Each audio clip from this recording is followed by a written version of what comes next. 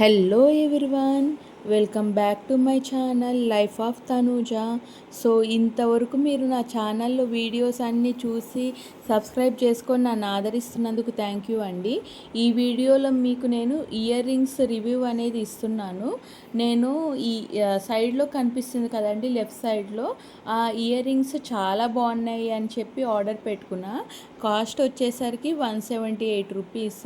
So నా earrings నాకు వచ్చేసి నేను ఎంతో ఆతృతగా ప్యాకింగ్ ఓపెన్ చేసేస్తున్నా. సో ప్యాకింగ్ ఓపెన్ చేసాక చూసేసరికి షాక్.